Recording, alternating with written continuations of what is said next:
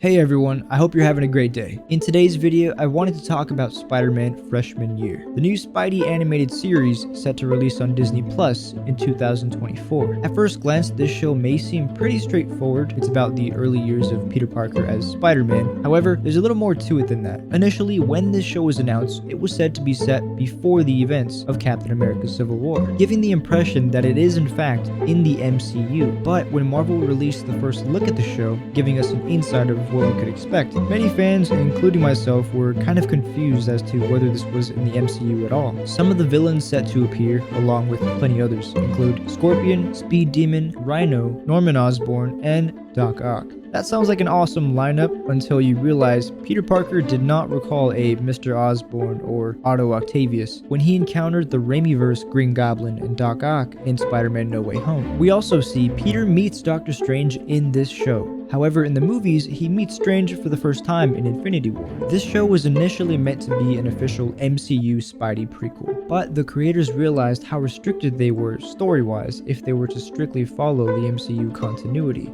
So, prioritizing story and characters over the MCU canon, it was decided that this show would take place in an alternate multiversal reality, now that general audiences are accustomed to it. Essentially, Spider-Man Freshman Year is one big what-if show, centered around a young Spider-Man. Instead of Tony Stark recruiting Peter at the time of Civil War, it's Norman Osborn who does this instead, leading Peter's journey down a different trajectory. Now, already from this detail alone, you can tell that this is a completely different universe from the MCU, because as we learned from Norman Osborn in Spider-Man No Way Home, there is no Oscorp in the MCU. Some of Peter's classmates include Amadeus Cho, who eventually becomes a Hulk in the comics, and Harry Osborn, who we have yet to see on the big screen interact with Tom Holland's Spidey. Freshman Year's Spidey is going to be brought back to basics, as we see a similar but different version of the MCU homemade Spider-Man suit. It has the classic big white Spider-Man eyes, round emblem, and a big web canister under his backpack that the both of his web shooters attach to. It is revealed that he obviously upgrades to a simple but classic Spidey suit, along with others like the Hornet,